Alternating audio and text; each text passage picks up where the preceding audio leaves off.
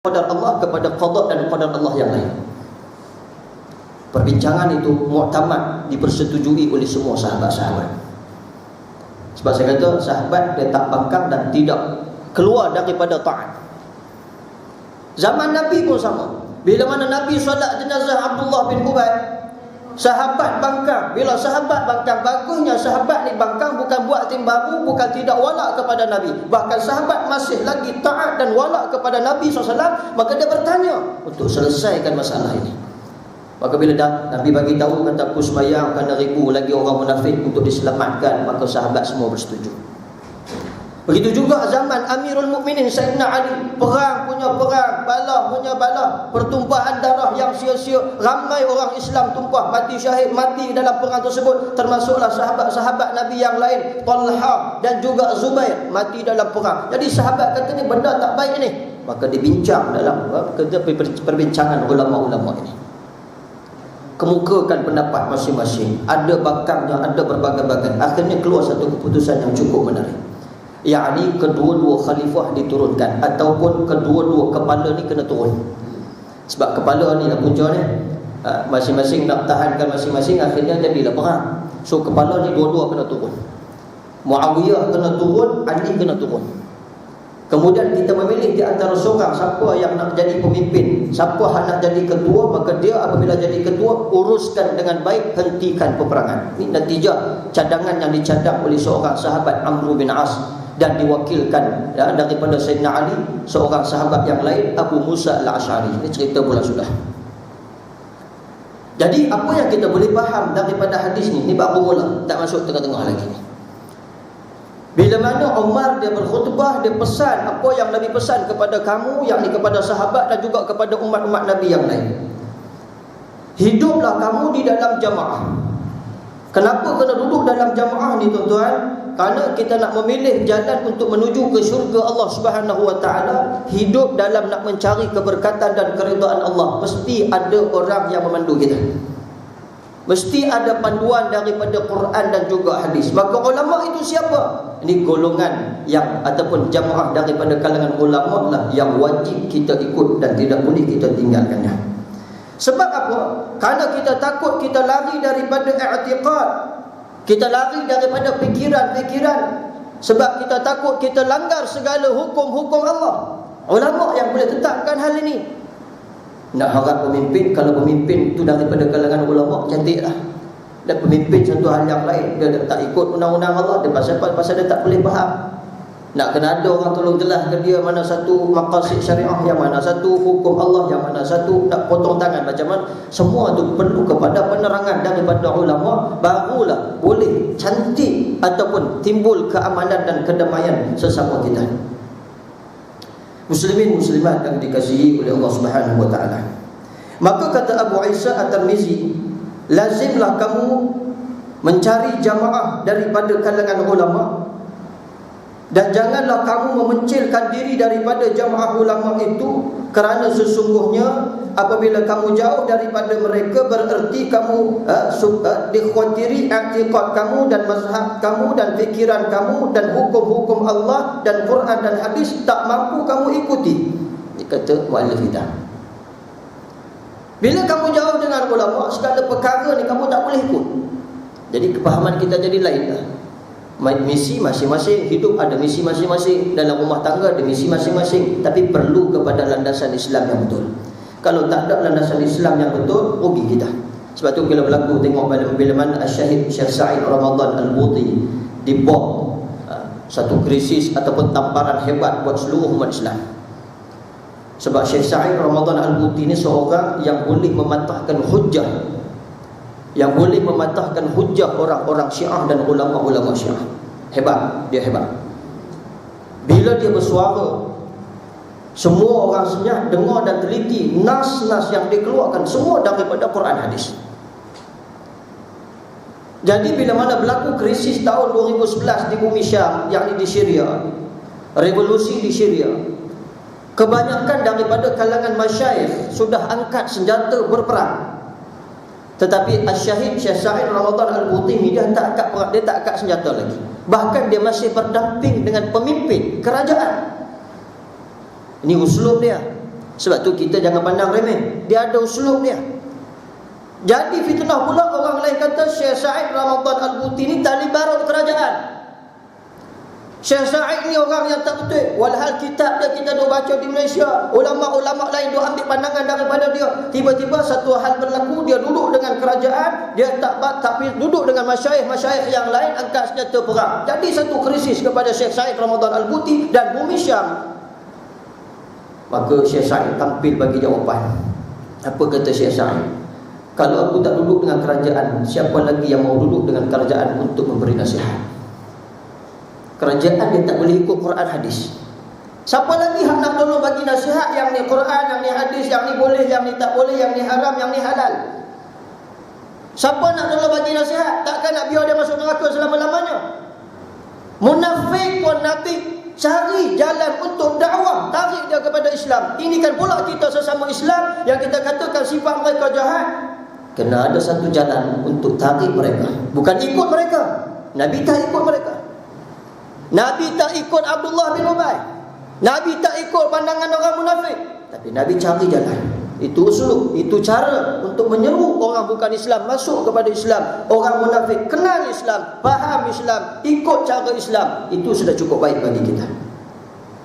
Syekh Said dia buat macam tu. Pesanan dia mai seminggu sebelum dia nak kena buat tuan-tuan dalam khutbah Jumaat di Masjid Umawi. Masjid besar di Syam tu, ramai orang datang, ribu orang datang. Dia baca khutbah, dia kata, dalam khutbah tu pun dia sempat bagi nasihat kepada kerajaan.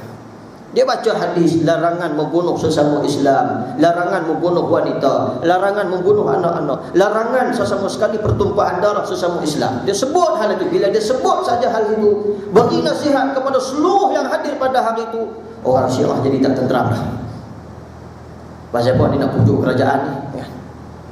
Ni nak pujuk kerajaan ni. Kalau kerajaan jadi baik, payahlah kita nak gerak untuk sebarkan Wahdatus Syiah ni. Susah nak terapkan fahaman Syiah ni. Syiah dia antara orang tengah. Fa inna syaitana ma'al wahid. Yang tu Nabi sebut, bila ada dua orang lelaki dan perempuan, tengah-tengah dia siapa? Syaitan. Bila kita ada perbalahan satu puak dengan satu puak yang lain, tengah-tengah tu syaitan. Syaitan ni dia rasa tak boleh ni. Syekh Said dah mula bercakap dah mula bagi nasihat secara terang-terang. Kok nak bagi nasihat senyap-senyap? Dia bagi terang-terang dalam khutbah dia. Semua ribuan manusia yang hadir di bumi Syam ketika itu dengar khutbah dia. Radio dipasang sana sini dengar akan khutbah Syekh Said Ramadan Al-Buti. Larangan Allah membunuh orang Islam, larangan Allah menimbulkan fitnah-fitnah besar.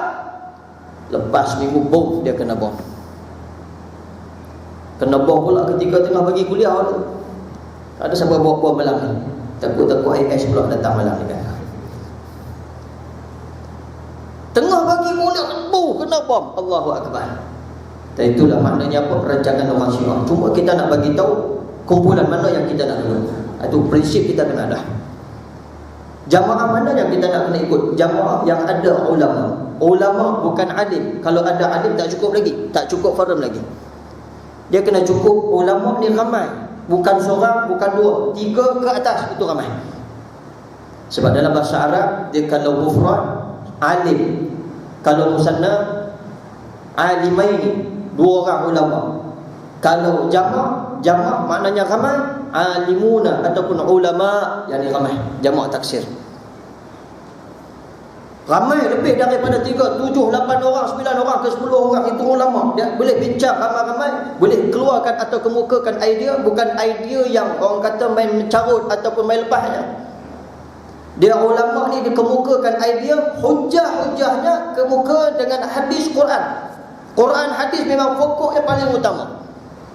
Sebab tu kita boleh terima mazhab Imam Hanafi, kita boleh terima mazhab Imam Syafi'i, kita boleh terima mazhab Imam Maliki, kita boleh terima mazhab Imam Hanbali. Kenapa? Mereka adalah jumhur ulama, lebih daripada 3, 4. Dan hujah-hujah mereka bukan hujah-hujah yang biasa.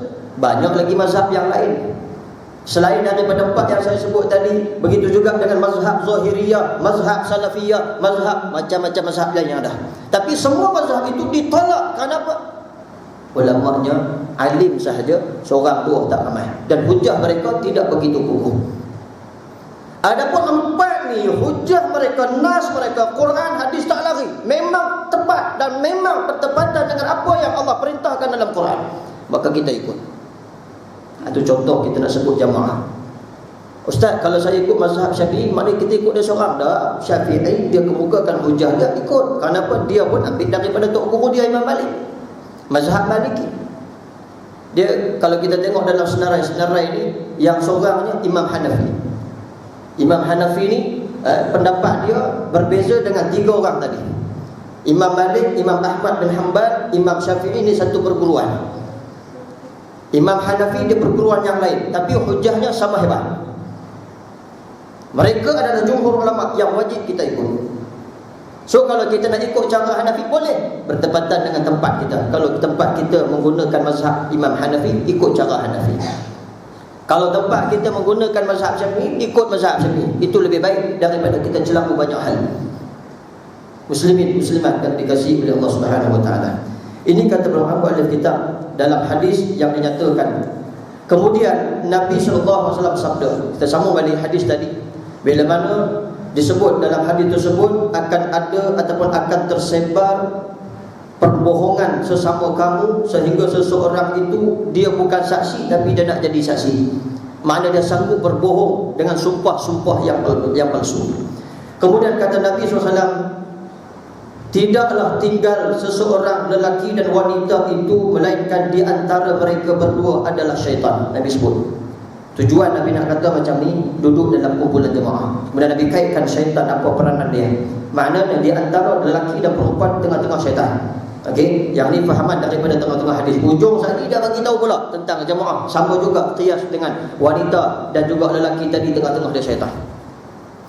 Dan Nabi kata, alaikum bil jamaah. Nabi pesan, ke atas kamu semua sahabat-sahabatku, ke atas kamu semua wahai orang-orang mukmin, hidup kamu atau duduk kamu di dalam kumpulan jamaah, dan jauhkanlah diri kamu daripada bercerai-berai, kerana sesungguhnya syaitan itu berserta dengan seorang dan ia berserta dengan 2 ataupun lebih. Nabi sebut dalam hadis. Maknanya jamaah pun sama qiyas dia. Kalau ada 2 kelompok jamaah, syaitan tu tengah-tengah, dia main nak gagal kita. So pastikan jamaah yang kita duduk tu ramai ulama. Kenapa? Hujah mereka bertepatan dengan Quran dan sunnah Nabi SAW. Yang tu kita nak pilih. Sebab dua-dua jamaah ni nampak baik, dua-dua hanya berjuang Islam berlaku sebagai contoh. Kita nak memilih yang mana satu, ambil yang lebih afdal. Makna lebih baik. Lebih baik yang macam mana? Duduk daripada kalangan ulama, yang ramai ulama. Cari di situ dulu poin dia. Kalau dua-dua ramai ulama, mustahil ramai ulama dua ni berbalah sesama. Berbalah sesama ni mustahil. Sebab apa? Ulama dengan ulama ni dia akan gabung. Jadi macam zaman Ali, bagaimana Muawiyah dengan kumpulan dia, ulama-ulama dia gabung dengan ulama-ulama Iraq, bincang hal untuk menyelesaikan masalah. Makna boleh selesai, boleh bincang, bukan tak boleh bincang. Yang biasa jadi ni, yang mana ulama tak ramai ni, ada alim je, alim atau alimai ni, 2 orang, 3 orang ulama je, tak ramai. Nuhak yang tu ramai lagi. Bandingan berapa nombor? Kalau 4, walaupun ulama ada 4 dekat sini, kumpulan sana ada 8 ulama, ambil hak sana dulu. Ambil yang keutamaan dulu. Kenapa? Hujah yang kita nak, kesahihan dan kepastian dan kekukuhan untuk kita hidup atas dunia ni berdasarkan kepada Quran yang telah digariskan oleh Allah. Nak ikut cara Quran, nak ikut cara hadis, kita nak ikut cara Islam ni, macam-macam hal kita kena buat. Kalau tidak, kita tak boleh lazim dengan kehidupan Islam. Bila kita tengok ikhtiar satu anak budak kecil kan, budak kecil ni kalau hari-hari kita baca Quran, dia dengar. Lagi-lagi pula kita dalam sembahyang malas nak baca surah panjang, hari-hari kita sembahyang, dia duduk sebelah kita duduk baca qul huwallahu ahad Allahus samad, dia pun ikut, dia pun dengar. Lazim telinga dia dengar qul huwallahu ahad. Akhir sekali dia boleh baca qul huwallahu ahad.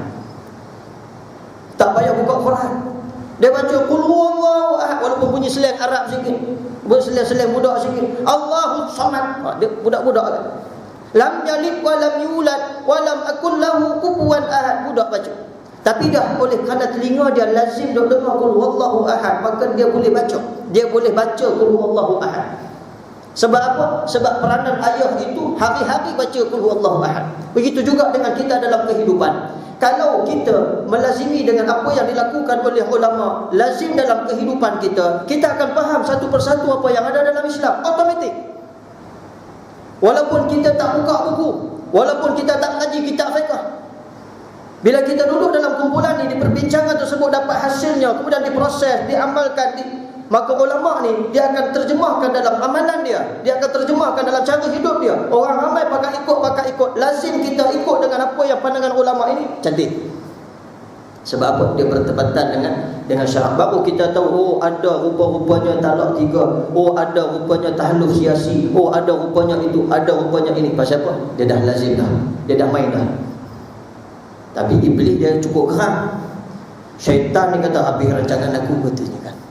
Mai pula kalau ada orang Syiah nak mai celah-celah di Malaysia, lagilah habis rancangan aku punya nak terap, nak kampas Malaysia ni, aku punya lah gerak nak bunuh orang Malaysia ni, aku punya lah. Syiah kan dah marah sungguh dengan ahli sunnah wal jamaah ni.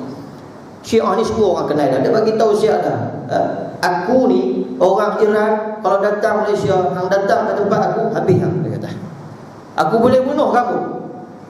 Sebab apa? Halal darah sunnah, orang Syiah kata. Dia dah geram sungguh. Orang Syiah ni dah lama dah geram dengan kita. Musuh tu, Masya Allah, geram tu bukan biasa ketat bibir kata orang. Muka merah dah, cari peluang bila aku nak hentak. Tiba-tiba kita ikut ulama pandukan kita kepada jalan yang baik, lagi dia geram. Berlaku satu perkara, perbincangan dalam radio Arab tentang Syiah ni adakah wujud di zaman Nabi SAW. Oh, ada ceritanya. Maka masuk dalam studio satu orang Syekh Sunnah, bawa selipar masuk dalam studio, kepit dekat bawah tiang ni, masuk dalam studio nak debat dengan Syekh Syiah ni tentang adakah Syiah wujud di zaman Nabi SAW. Jadi ulama Syiah ni tengok Tok Syekh ni bawa selipar masuk, ya. Dia kata, bawa selipar masuk, pasal apa? Kita nak debat. Apa kata Tok Syekh Sunnah ni? Dia kata, aku dengar Syiah zaman Nabi dulu suka curi selipar. Maka aku bawa lah selipar masuk, takut selipar aku hilang, kan? Bangkit Tok Syekh Syiah ni pula, mana ada Syiah zaman Nabi? Oh, selesai lah.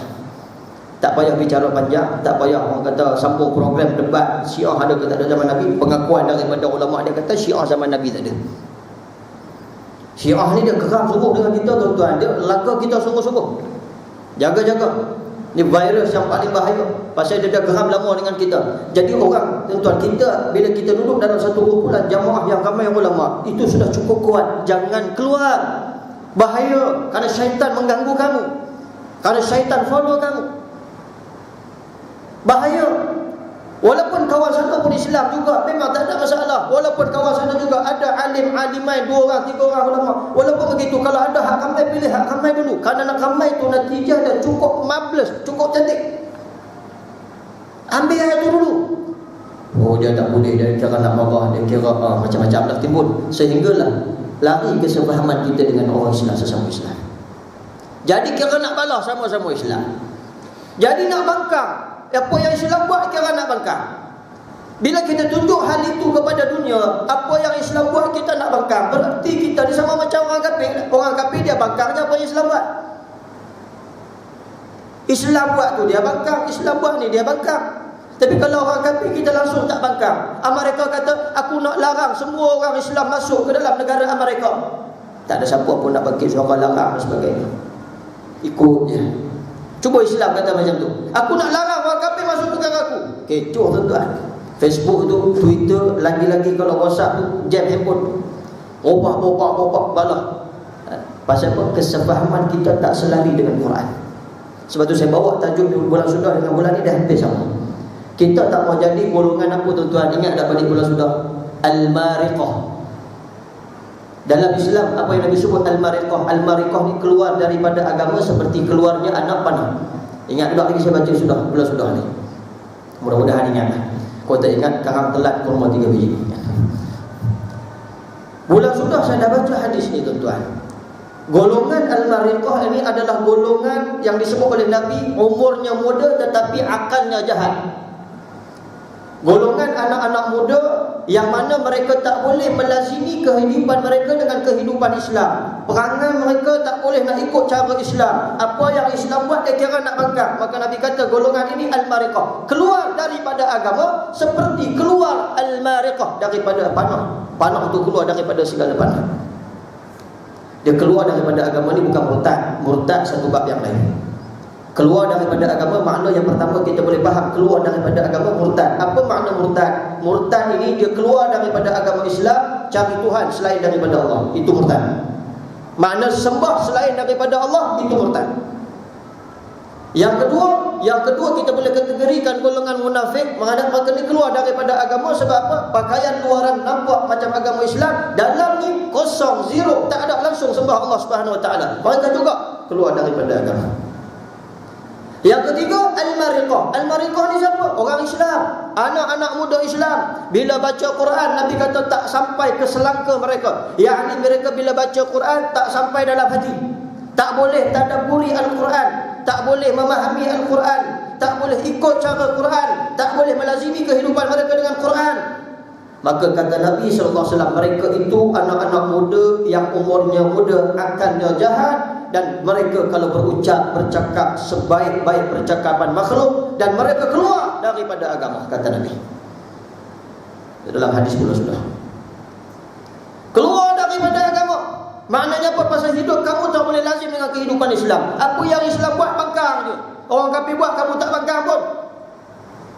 Orang kafir kata kita tak payahlah buat hudud. Okey, sami'na wa ata'na. Ikut. Islam kata kita nak buat hudud, bangkang. Tuan-tuan jaga, itu makna Allah muqallibal qulub. Allah sudah menterbalikkan hati dia. Ulama-ulama kata kalau kita nak kenal hati kita diterbalikkan oleh Allah bagaimana? Apabila kita melihat kebaikan itu kita kata kejahatan, dan apabila kita melihat kejahatan kita kata baik, maka itu tanda Allah sudah terbalikkan hati kita. Kalau kita tengok benda jahat tu baik, benda baik tu jahat,